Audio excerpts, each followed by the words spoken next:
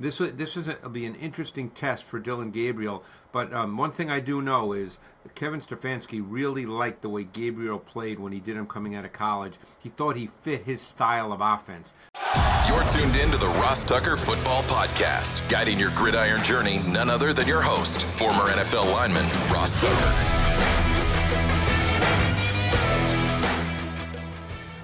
Oh, yeah, it is. But it's not just any Ross Tucker Football Podcast. It never is, but especially not on a Teaching Tutorial Thursday, where we start off our two-show series with the civilian GOAT, greatest of all time, NFL Films legend Greg Cosell, and preview Week 5. Going to get to a ton of games with Greg momentarily. And listen, there's some significant news to get to a little bit later as well, as it relates to the 49ers and their game tonight, as it relates to the Cleveland Browns. We'll get to that a little bit later in the show. But first, we like to get right into it with Greg Cosell. Make sure we get as much of his incredible insight as possible. It is Big Show time, presented by Liquid Death. By far my favorite water, and definitely my favorite iced tea. I mean, you guys got to check me out on social media at Ross Tucker NFL, and we can repost at Ross Tucker Pod. But I drink a ridiculous amount of liquid iced tea at this point. Absolutely delicious. Let's get to Greg. The Big Show. Okay, Greg, let's start with my game tonight. It is the Niners and the Rams. This will be my radio game this week for Westwood One in the booth tonight with Kevin Kugler. Then on Saturday, I'll be on every single CBS television in the country for Air Force at Navy, noon to 3:30. Both those teams do some really, really unique, cool stuff. They actually are very similar now, which is interesting. Hopefully a lot of you get a chance to check that out. But let's start with tonight's game. Greg, I'll probably talk more about this later, but it's going to be Mac Jones again for the Niners against this Rams team. No Ricky Pearsall, no Jawan Jennings. The Niners are very beat up again in a matchup of 3-1 teams. I think the larger question for the Niners, it's funny, Ross. I get asked every week about Brock Purdy, which gets a little silly after a while. The guy's a good player. But their total inability, and I'm sure you studied, to run the ball this year has really been their number one problem. There's a stat, yards before first contact, and McCaffrey is at the bottom of the league at 1.67 yards before first contact. So he's not getting anywhere near past the first level of the defense before he's contacted. That is their biggest issue on offense, because the foundation of their offense is the run game. The quarterback is a complementary piece. He's an executor and a ball distributor, and in many ways Purdy and Mac Jones are similar stylistically, but their number one issue is their inability to run the football. What's interesting about that, I would say, Greg, is it's the same O-line except for the left guard. It's not like – now, I will say this. There's no George Kittle. And so you have to ask yourself, how much of an impact does he make as a blocker, and how much of an impact does he make, just the intermediate threat play action, and maybe that opened things up in the run game a little bit. Well, you've talked about this, and I notice it on film all the time, not only with the Niners, but with other teams, is the ability of a tight end to one-on-one block an edge player, whether it be a defensive end in a 4-3 or whether it be an outside backer in a 5-2 front. The ability to block that player one-on-one by a tight end is absolutely critical in a run game, and they don't have that player right now. So that's a factor. I mean, I'm not studying to see whether the tight end makes every block perfectly. I can't chart every play like that, but just as a conceptual point, as you know, and you've brought it up as we've talked over the years, that's a big factor in a run game. Gigantic. The other thing that jumps out to me prepping for this game, I mean, I love the Rams D-line. It's like there's something to be said for young and full of, what do they call it, piss and vinegar. Those guys are just flying around, a lot of speed to power. But I guess my question is, Greg, and I'm sure you did him coming out of college, what did the whole league seemingly miss about Puka Nacua? Because I think he was, a 5th-round pick? The guy is unstoppable. Well, these teams, Greg, they know that they're trying to stop him and they're still not able to, which I think is one of the most impressive things about Sean McVay to me is even the guys that everybody's trying to stop, and certainly having Devontae Adams out there helps now too, but he still was able to get those guys enough space to be able to operate and to get the ball to them. I'm glad you mentioned McVay because I've thought about this a lot. I've looked at Nakua over the summer in each of the last 2 years and studied him in detail, and I've done the same thing this year. Think about this. He has 50 targets this year. That's the most in the league. Only one time was he the single receiver to whatever side of the field he lined up on. He is never the isolated receiver. We always think of that boundary X, that single receiver to the short side of the field, as the best receiver on a team. He is never that guy. That's not who he is. They use him absolutely perfectly. He's almost always used to the multiple receiver side. He's a motion player. He's a reduced split player. He's deployed absolutely perfectly for his traits by Sean McVay, and therefore he's very difficult to defend because he's rarely in one place. In fact, teams, when the Eagles played the Rams a few weeks ago, they had Quinyon Mitchell, who's fast becoming one of the 3 or 4 best corners in the league, by the way. They had him match up to Davante Adams because Adams is the stationary receiver in that offense. Nakua is always on the move, and he's always in a different spot. But Nakua is never the single receiver to one side of the field. So McVay understands how to get the most out of him. That is fascinating. I mean, I knew that he's in a lot of bunch sets. I knew they moved him a lot. I didn't know one of 50 targets was when he was the single receiver side. And it was a tunnel screen, by the way. Right. You know what's crazy about that, Greg? Old school receivers, they look at the single receiver guy that's just, able to win against man coverage. They look at those guys as like I don't know if it's badge of honor or right. as the stars or the studs. Right. I'd be curious to hear, what Randy Moss and Keyshawn Johnson, some of these guys, what they would say about Nakua, because I don't know. I mean, obviously he's a very good player, but that's just not how they look at things as much as people think. And of course he is a very good player. The point I'm making is not that he's not a very good player, but very often it's how players are deployed to maximize their traits and their skill set, and McVay does a phenomenal job of that. Look, I don't know how he would do if someone said, hey, he's my boundary X. I don't know the answer to that. Maybe he'd be very good. But obviously McVay doesn't see him as that player. So the way he deploys him truly maximizes his traits, and he's a phenomenal player within that scheme. Doesn't that make even more sense, Greg, as to why they would move on from Cooper Kupp, bring in Davante Adams, because Cooper Kupp is not that boundary X either, He's but that's something Davante Adams just not as good right can do now. very well. Yeah, makes perfect sense. All right, let's get to the Sunday morning game because we got some news in this one. It's the Browns and the Vikings playing in London. I don't even know if it's Wembley or Tottenham or whatever. I think it's Tottenham. Tottenham, I'm not sure, yeah. Yep, so Browns, Vikings. This is interesting, Greg. Dylan Gabriel, the rookie out of Oregon, is going to get his first start against Brian Flores' defense, which you talk about often on the show. Yeah, and that's a tough defense to get your first start against. I'm be very curious to see how Flores, handles that, obviously. What he does, as we often see, is he lines up with 6 or 7 on the ball. Obviously, they don't all come. 6 can come at times, but you don't know who's coming. You don't know who's dropping. It's very difficult from a protection standpoint. It's difficult for the quarterback because if you want to throw the quick game, which is what Dylan Gabriel's strength is, timing, rhythm, quick game throws, you don't know who the droppers are. So This will be an interesting test for Dylan Gabriel, but one thing I do know is Kevin Stefanski really liked the way Gabriel played when he did him coming out of college. He thought he fit his style of offense, so now we're going to get an opportunity to see that. It's funny. I did multiple appearances in Cleveland yesterday, and I don't often do this, Greg. I think there's a decent chance the Vikings have a pick six in this game.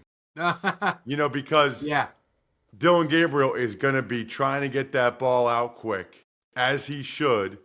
But the Vikings know that.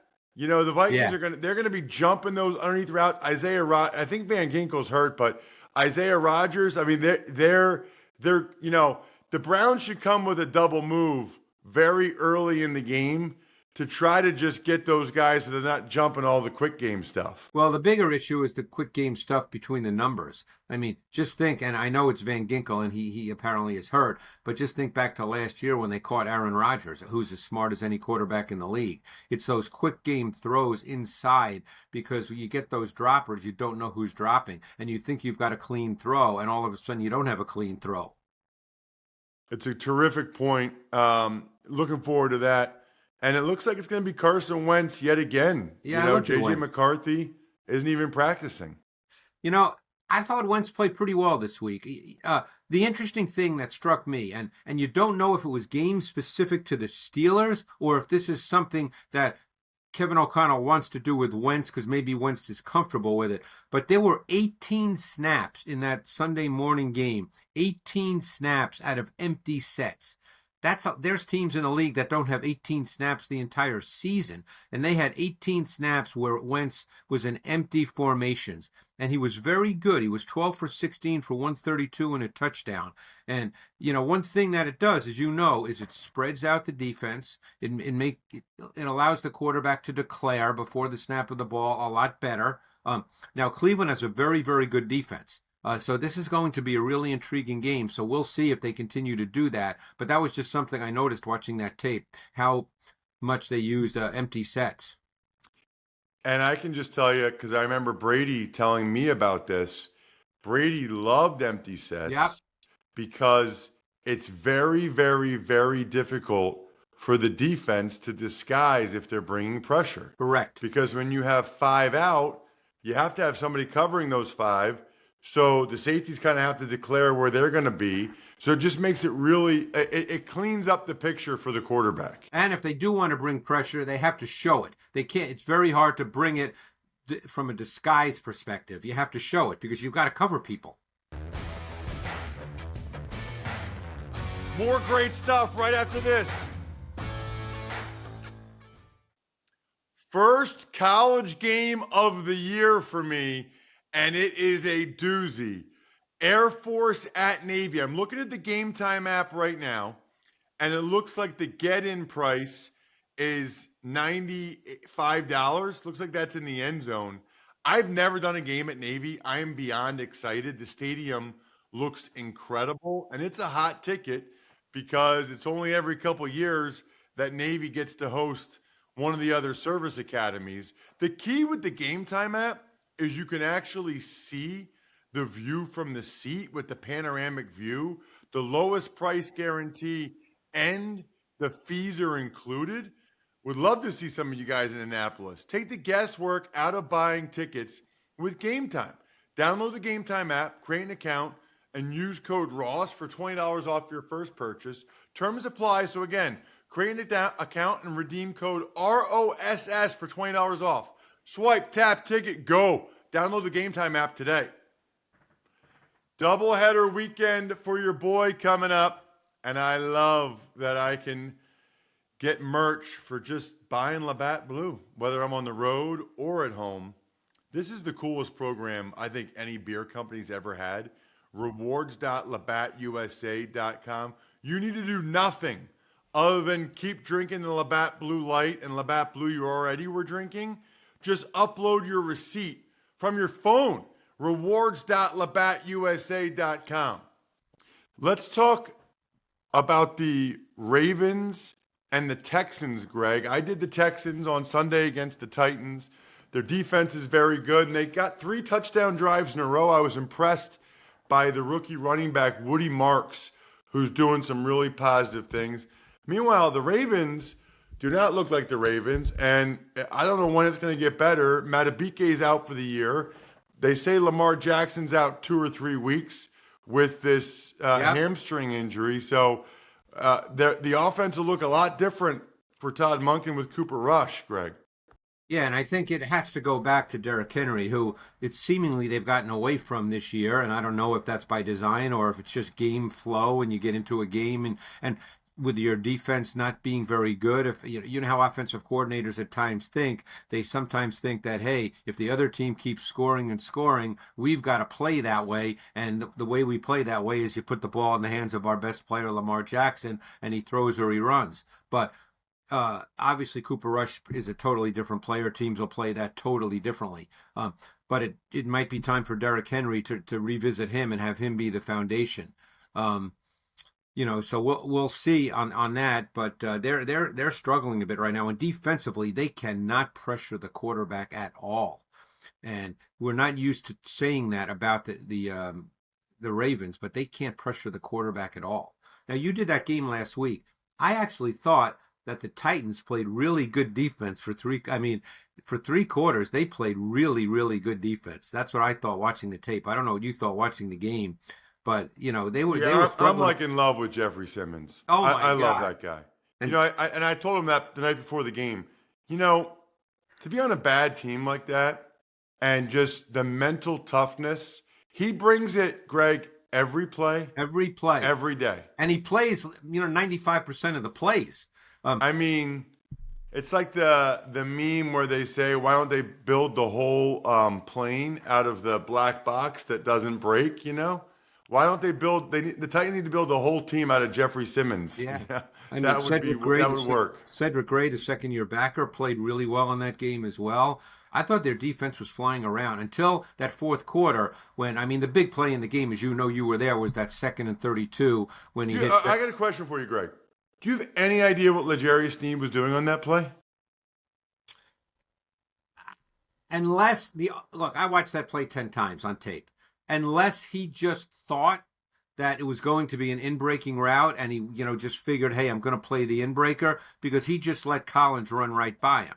I can't get into his head. I don't know. But that play changed the game, because up to that point, I'm telling you, that Titan defense was dominating that offense. That offense, and maybe it'll be a spark given what they did in the fourth quarter. And I really do like what I've seen from Woody Marks. As you said, he's got great lateral juice and he can reaccelerate. I liked his tape coming out from USC as well, so I'm not surprised. But their offense, for the most part this year, the Texans, has not been very good. No, and Stroud missed a couple throws early. He missed a touchdown to Dalton Schultz, but then he looked like he definitely played better in that fourth quarter. I'll be curious to see if they pick up where they left off against the Titans, against the Ravens in this game. What about, Greg, the Raiders and the Colts? It's so funny. First of all, the Raiders finally were able to run the ball against the Bears, but they keep turning it over. And then the Colts, they lost Colton Miller, their left tackle, and their O-line is not great to begin with. That's correct. And then the Colts, you think about things like this, Greg. Alec Pierce gets a concussion against the Titans. Yeah. So then he can't play against the Rams. So then some of the routes or some of the plays where he would be in on, now A.D. Mitchell's in on. Mitchell had the fiasco where he drops the ball before he goes in for a touchdown. He had to hold on Jonathan Taylor. Yeah. It's like the butterfly effect. This Pierce concussion had a big impact. I still think the Colts are a heck of a team. Colts, Raiders, Greg. But the Colts offense is still playing well. I know that Taylor did not have a big game against the Rams D. That's really good. We mentioned them earlier. They're really good. But the Colts offense still has a pretty strong feel to it. Jones threw 2 picks. The first one was simply left it a little too far inside. It wasn't a bad read. The last one, of course, came late in the game when you have to try to make a play. But other than that, that pass game still looked really, really efficient. Jones is playing at a high level. That they will continue to run the ball. Obviously, they played a really good defense. Well, my guess is they'll be able to run the ball against the Raiders. Their O-line is solid. I think they're getting solid play from the 2 tackles, and that was a little bit of a question. Certainly Raymond being the true starter at left tackle. I wouldn't say he's been great, but he's certainly been solid. He hasn't been a weakness in their front. So I think they're still a really multi-dimensional, strong offense. And the Raiders, Ashton Genty, that's what they needed desperately was to get that run game going, and they did. What about, Greg, the Giants and the Saints? I'm sure a lot of people that tune in every week, whether it's audio or youtube.com/Ross Tucker NFL, really wanted to hear what you thought of Jackson Dart in his first start. I thought it was an up and down start, and I'll give you a little more detail there. I think it's his first start, so that's all I'm speaking about.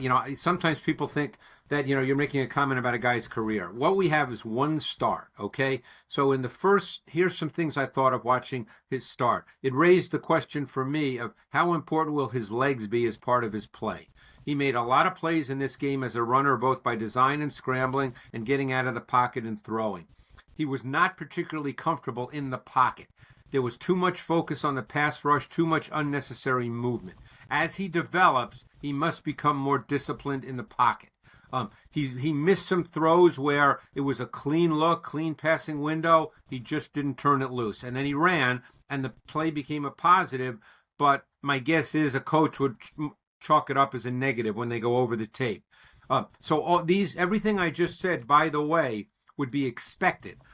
None of this to me is a surprise, particularly when quarterbacks, as you know, Ross, you've been doing this a long time and you played, when quarterbacks can use their legs and they know it can be effective, a lot of times they use them when it's not necessary to use them, and they still do something positive. But ultimately, that's not the way coaches want them to play. 1,000% correct. And honestly, the way you just described is how most defensive coordinators discuss most rookie quarterbacks. I just went over this with the Texans and the Titans, or the Colts and the Titans. They're talking about Cam Ward, and most rookie quarterbacks are going to look at their first read, and if it's not there, if they have good legs or wheels or they can move, they might start to go. That's kind of because what? That's always worked for them. Correct. And again, there are times it definitely works even in the NFL. Like I said, there was one play, I think it was first possession of the third quarter, if memory serves me correctly, where it was 3rd and 4, and Dart had Wan'Dale Robinson wide open on a slant route. Wide open. Passing window was clean. It would have been an easy pitch and catch, Ross. You and I could have made the throw. For whatever reason, he didn't throw it, and then he ran for 9 yards and a first down. So, I'm sure fans watching think, oh, man, that's great. That's unbelievable by Dart. Man, he's got great legs. But at the end of the day, you got to make those throws. Speaking of rookie quarterbacks, Greg, curious to get your thoughts. The Titans are playing the Arizona Cardinals. Cardinals lost another running back. I'll get to that in a second here. But the Titans, I think a lot of people, obviously there's a lot of noise around Brian Callahan in Tennessee, and people are curious whether or not you are seeing growth from Cam Ward. Yeah, I think what's happening with Ward, and I think it's pretty normal, is when your O-line is an issue, and you've done some Titans games, so you know that. Latham's been out. The right tackle is just not good enough. Even Dan Moore, who they paid a lot of money to, has not been very good. I'm not sure Skoronski's been as good as they've hoped, just watching the tape. I think what he's starting to do, and you really have to work at this, is he's starting to lose his mechanics at times. He's starting to lose his lower body mechanics. And I think he's probably, and this is human nature, he's starting to anticipate that he's going to be pressured. So he's almost playing that way. So he's drifting too much. He's not setting his feet as often as he needs to. And it's just, he's an uncomfortable player right now. And I got to tell you, too, a lot of the route concepts and combinations, guys are not really open. And, I don't know how they work through that. It's very tough to change, your concepts in the middle of a season. That's a hard thing to do. But it just doesn't seem to me like there's a lot of clean throws for him. Already looking forward to tomorrow, Greg. Broncos, Eagles, Bucks, Seahawks, Patriots, Bills, Chiefs, Jags, and more on a Finish Strong Friday. Can't wait for it. Thank you so much, Greg. All right, Ross, appreciate it. Thanks. All right, let's dive into the news. But first, I am expecting a bunch of Bloody Marys. Not to drink them, but to see them as I'm driving in the stadium Saturday for Air Force Navy. It's a noon kick, so the people drinking at whatever it is, 9 a.m., 10 a.m., probably having Smirnoff because it's the world's #1 vodka and an award-winning vodka, been around since 1864. They do game days. Smirnoff brings energy, fun, flavors for any occasion. And look, it doesn't have to be a Bloody Mary. Grab a bottle of Smirnoff at your local retailer and head to Smirnoff.com to find recipes of delicious cocktails perfect for game day. Please drink responsibly. Smirnoff #21 vodka, distilled from grain, 40% alcohol by volume. The Smirnoff Company, New York, New York. Please not share with anyone under legal drinking age. Tuck's Takes. All right, Ross, you touched on it earlier, but do you have any other thoughts on Brock Purdy being out tonight alongside with their wide receivers Ricky Pearsall and Juwan Jennings? I'm going to ask Dr. Chow about this on today's second Even Money podcast episode, because things like this are not good and they shouldn't happen. You know, Mac Jones was playing pretty well. When they decided whether or not to bring Brock Purdy back, they obviously had a conversation about, can he aggravate it? Can he re-aggravate it? Because this is what you don't want. You don't want guys in and out of the lineup. You don't want guys re-aggravating things. So pretty clearly, they put Brock Purdy back out there before he was ready or before they should. Now he's going to miss another game. And these are the type of situations where you have to have long conversations with everybody that was involved in that decision to play Brock Purdy on Sunday, because they lost the game, and now they lost him for at least another game. And there was a lot of conversation about Joe Flacco and not Shedeur Sanders being the backup for the Browns on Sunday. Do you have any problem with that? No, I don't. I don't have any problem with it. And I've seen people that are suggesting Shedeur Sanders should be the backup. Remember during training camp when people were saying that the Browns were setting Shedeur Sanders up for failure or whatever, which was comical? I'll tell you what, if they made him the #2 right now, that would be setting him up for failure. People don't realize the #2 quarterback gets no reps, none. The job of the backup quarterback is be ready to function without getting any reps. Dylan Gabriel is getting every rep because they're getting him ready for the game. He has to play. They want him to see every look from Brian Flores. If you made Shedeur Sanders the #2 and he had to go out there in the game with no practice reps, it would be ugly. I promise you. He might get a chance to play later, and if he does, he'll get all the reps during the week, but him being #2 would not be a good idea. The other thing that's not good, Jack, is that Trey Benson for the Cardinals was put on IR. Their second starting running back to go on IR. He's out 4 to 6 weeks after meniscus surgery. Big day tomorrow with Greg recapping or previewing more of these games. Can't wait. Other than that, I think we're done here. Thanks for tuning in to the Ross Tucker Football Podcast. Make sure to also check out Even Money, Fantasy Feast, and College Draft, all on the DraftKings Network on Samsung TV Plus, YouTube, or subscribe to the podcast on your favorite platform.